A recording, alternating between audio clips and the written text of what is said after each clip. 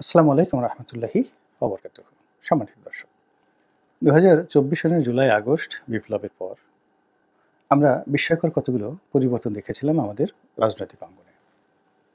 সেই পরিবর্তনগুলোর মধ্যে সবচেয়ে উল্লেখযোগ্য পরিবর্তন ছিল ইসলামী দলগুলো যে কোনো মূল্যে পারস্পরিক যে সমঝোতা, রাজনৈতিক ঐক্য এবং একটি প্ল্যাটফর্ম তৈরি করে সেই প্ল্যাটফর্মের মাধ্যমে দেশের মূলধারার রাজনীতি করার জন্য তারা চেষ্টা করেছিল। এবং সেই দিক থেকে মোটামুটি একেবারে কট্টর যারা আওয়ামীপন্থী ছিলেন, তারা ছাড়া মোরাললেস সবাই পরস্পরের সঙ্গে বন্ধুত্ব করার জন্য, সমঝোতা করার জন্য তারা রাজি ছিল।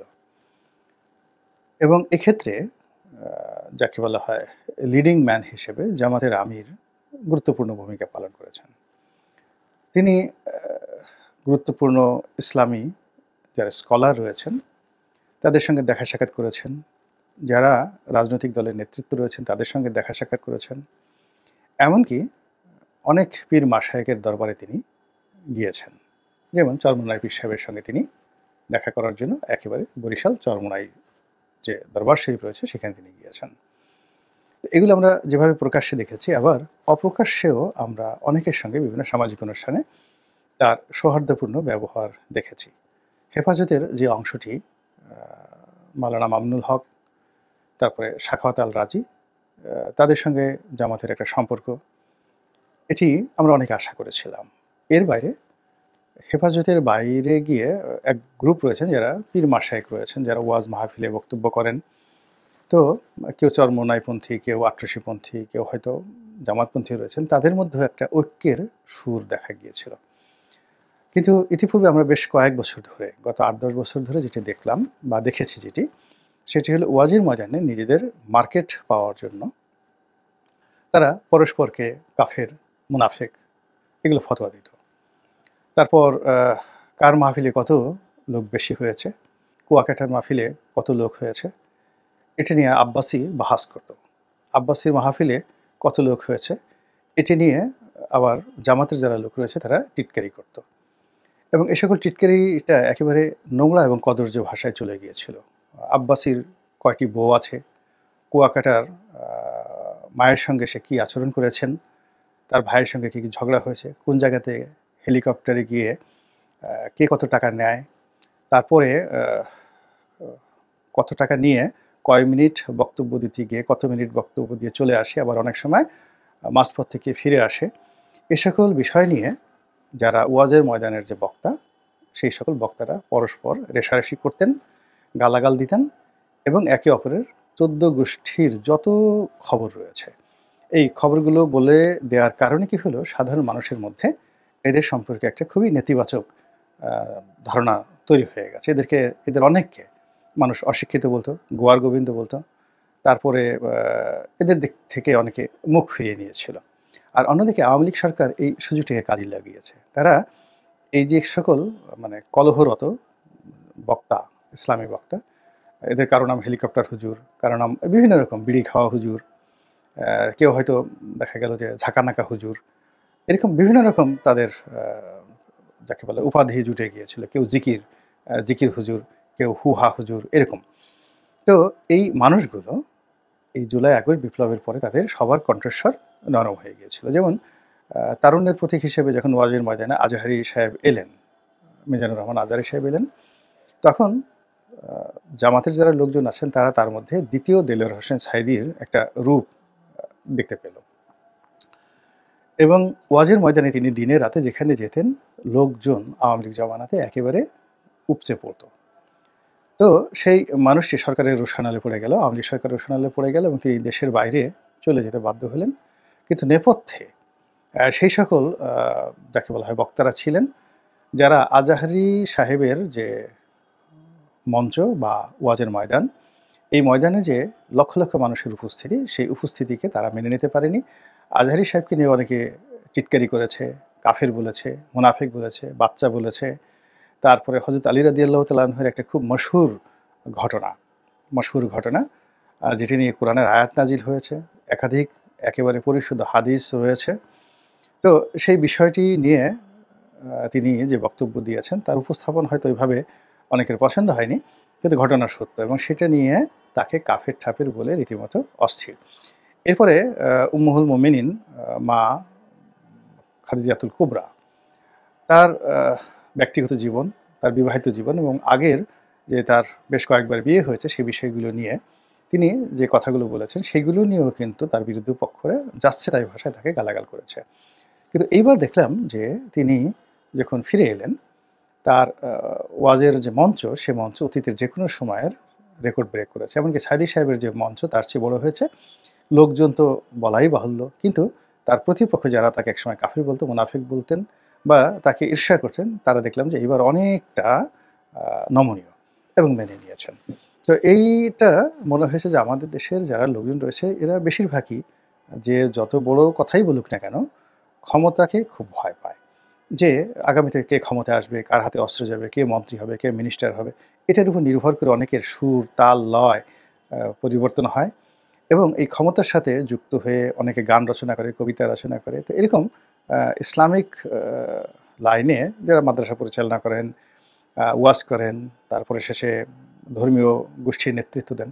সবাই বর্তমান জমানায় শুধু নয়, আগের জমানাতেও দেখতেন যে সিংহাসনে কারা যাচ্ছে বা সিংহাসনে কারা আছে। তো সেই দিক থেকে হঠাৎ করে এই জুলাই আগস্ট বিপ্লবের পরে ক্ষমতার একেবারে টপ অফ দ্য লেভেলে জামাত চলে গেল। কেন জানি সবার মনে হলো যে জামাত খুব একটা ভালো পর্যায়ে চলে গিয়েছে। তারা প্রশাসনে খুব গুরুত্বপূর্ণ ভূমিকা পালন করেছে এবং এটা শুরু হয়েছে মূলত সেনাবাহিনীর প্রধান মিস্টার ওয়াকারুজ্জামান যখন জামাতের আমিরকে কেন্দ্র করে তিনি বেশ কয়েকবার বক্তব্য দিলেন। স্পষ্টতই বোঝা যাচ্ছিল যে জামাতের আমিরের সঙ্গে তার একটা ভালো সম্পর্ক রয়েছে এবং তিনি জামাতের আমিরকে যোগ্য মনে করেন, ভালো মনে করেন, বিশ্বস্ত মনে করেন। এই গেল এক। ২ নম্বর হলো যে জামাতের যেহেতু একটা গ্রাউন্ড ওয়ার্ক রয়েছে এবং তাদের সমর্থনপুষ্ট অনেক লোকজন রয়েছে, তাদেরকে খুব দ্রুত সচিবালয় থেকে শুরু করে অন্যান্য বিভিন্ন সরকারি যে গুরুত্বপূর্ণ পদ-পদবি রয়েছে সেখানে তারা তাদেরকে বসিয়ে দিলেন। এবং খুব দ্রুত তাদের যে ব্যাংকগুলো ছিল, যেগুলোর মালিকানা তাদের হাতে ছিল ইসলামী ব্যাংকগুলো, যেগুলো এসে আলম দখল করে নিয়েছিল, সেগুলোকে তারা একেবারে যাকে বলা হয় ঝড়ের গতিতে সেগুলো উদ্ধার করলেন তারা। তো এসব মিলিয়ে জামাতের যে আমির এবং যেমন সংগঠনটি এখানে একটি প্রাণ ফিরে এলো। কিন্তু সমস্যাটা যেটা হয়ে গেল সেটা হলো জামাতের এই যে আধিপত্য, এই আধিপত্য বিএনপির চোখ রাটাতে শুরু করলো এবং তাদের মধ্যে একটা দ্বন্দ্ব এবং সংঘাত ১ম এ মনস্তাত্ত্বিক এবং পরবর্তীতে এটি এখন মনস্তাত্ত্বিক থেকে এটি এখন শরীরে চলে এসেছে, হাতে চলে এসেছে, মুখে চলে এসেছে এবং হাতিয়ারে চলে এসেছে। অনেক জায়গাতে জামাতের সঙ্গে বিএনপির মারামারি হচ্ছে, কাটাকাটি হচ্ছে এবং এই মারামারি কাটাকাটি যখনই শুরু হয়ে গেছে, তখনই জামাকে যারা ভয় পেতেন, ইসলামিক রাজনৈতিক যে দলগুলো বা ইসলামিক বক্তা যারা ছিলেন তারা, সবাই এখন সেই ঐক্যের যে জায়গাটাতে তারা চিন্তা করলেন যে বিএনপি যদি ক্ষমতায় আসে এবং জামাতের যে অবস্থা তারা যদি কার্যকর কোনো অবস্থায় যেতে না পারে এবং যদি সংসদে ওরকম কোনো আসন না পায়, উল্লেখযোগ্য আসন না পায়, তাহলে শেখ হাসিনার জামানাতে জামাতের যে অবস্থা হয়েছিল অর্থাৎ জামাতের উপর যে জুলুম নির্যাতন হয়েছিল তারেক রহমান সাহেবের জমানাতে তার চেয়ে আরও বহুগুণ বেশি হবে এবং সেই ক্ষেত্রে জামাতের সঙ্গে যারা সম্পর্ক করবে বা বন্ধুত্ব করবে, থাকবে, তারাও এর থেকে রেহাই পাবে না। এবং সবাই এখন স্মরণ করার চেষ্টা করছে যে বিএনপির একটা সরকার ছিল এবং সেই সরকার ২০০১ সন থেকে ২০০৬ সন পর্যন্ত কিভাবে দেশ চালিয়েছেন। তখন কারা, কারা ক্ষমতাধর ছিলেন, তখনকার স্বরাষ্ট্রমন্ত্রী কে ছিলেন, পররাষ্ট্রমন্ত্রী কে ছিলেন, নেতা কে ছিলেন, মাস্তান কে ছিলেন, পিচ্চি হান্নান কে ছিলেন, ডেভিড কে ছিলেন, পিন্টু কে ছিলেন, মিন্টু কে ছিলেন, সব জিনিসগুলো কিন্তু এখন মানুষ স্মরণ করছে। স্মরণ করার পরে চিন্তা করেন যে তারা ভাবছে যে বিএনপি যদি ক্ষমতায় চলে আসে তাহলে এই মানুষগুলো তাদের অতীতের সেই অভিজ্ঞতা, অতীতের সেই কর্মদক্ষতা সবকিছু সহ যদি জামাত এবং জামাতের যারা লোকজন রয়েছে তাদের উপর ঝাঁপিয়ে পড়েন, তাহলে একটা ভয়াবহ বিশ্রী অবস্থা তৈরি হবে। ফলে কি হলো যে এই অল্প কয়েকদিনের মধ্যে আবার দেখা গেল ১৮০ ডিগ্রি অ্যাঙ্গেলে গিয়ে দেশের মূল যে ইসলামিক যারা বক্তা রয়েছেন, ওয়াজের বক্তা রয়েছেন, তারপরে যারা উম আ ইসলামিক দলগুলো করেন, তারা সবাই এখন জামাত বিরোধী বক্তব্য দেয়া শুরু করেছেন। আকার ইঙ্গিতে এবং অনেকের নাম করে স্পষ্টতই। এবং এরকম একটা ভিডিও ফুটেজ দেখলাম যে চরমোনাই পীর সাহেব মানে ছোট পীর সাহেব, আ বড় ভাই এবং ছোট ভাই। তো ছোট ভাই খুব ঝাঁঝালো কথা বলেন, বড় ভাই তুলনামূলকভাবে মাইল্ড এবং যাকে বলা হয় তিনি অতটা যাকে মানে উগ্র নন। কিন্তু ছোট ভাই তিনি যিনি রয়েছেন ফয়জুল করিম সাহেব, তিনি খুব যাকে বলা হয় জেহাদি ভাষায় কথা বলেন, স্পষ্ট ভাষায় কথা বলেন এবং আওয়ামী লীগ জমানাতে তার ঠোঁট ফাটিয়ে দেওয়া হয়েছিল। সিটি কর্পোরেশন নির্বাচনে তিনি দাঁড়িয়েছেন বরিশালে এবং ওই সময় তিনি আওয়ামী লীগকে অভিশাপ দিয়েছিলেন এবং সেই অভিশাপ অক্ষরে, অক্ষরে বাস্তবায়িত হয়েছে। এরপর থেকে তার যারা ভক্ত মুরিদান তারা মনে করেন যে তার কতগুলো অলৌকিক ক্ষমতা রয়েছে। তো সেই মানুষটি জামাত সম্পর্কে খুবই নেতিবাচক কথা বলেছেন, যেগুলো আমি শিরোনামে কিছু, কিছু উল্লেখ করার চেষ্টা করেছি। এর বাইরে অনেকে অনেক কথা বলেছে এবং এই ঘটনা শুধু এখানেই থেমে থাকেনি। ইতিমধ্যে আপনি দেখবেন যে বিএনপির লোকজনও প্রকাশ্যে অনেক কথা বলছেন। মোনাফেক-টোনাফেক তো তারা বলছেনই এবং জামাতের যে উত্তরপাড়াতে অর্থাৎ ক্যান্টনমেন্টের যে অবস্থা ছিল আ এই সকল ঘটনার কারণে সেই অবস্থা নিয়েও কিন্তু টানাটানি হচ্ছে। এমনকি দেশের বাইরে যারা চোখ বুজে জামাতকে সমর্থন দিতেন, বিভিন্ন সামাজিক মাধ্যমে যারা মানে কথাবার্তা বলেন, অনেক ইউটিউবার আছেন, ফেসবুকার আছেন, তারা জামাতের পক্ষে রীতিমতো চোখ বুজে বহুদিন ধরে কথাবার্তা বলছেন। তারাও ইদানিং কিন্তু জামাত নিয়ে ওইভাবে কথাবার্তা বলছেন না। তাহলে অবস্থা দৃষ্টি মনে হচ্ছে যে বাংলাদেশের রাজনীতিতে একটা নতুন মেরুকরণ হচ্ছে এবং সেই নতুন মেরুকরণের মধ্যেই আজকে আমি যে ভিডিওটা করছি, এরপরে যেটি শোনা যাচ্ছে যে আইনশৃঙ্খলা অবস্থা খুব খারাপ। সেনাপ্রধান একটা বক্তব্য দিচ্ছেন খুবই সুদূরপ্রসারী।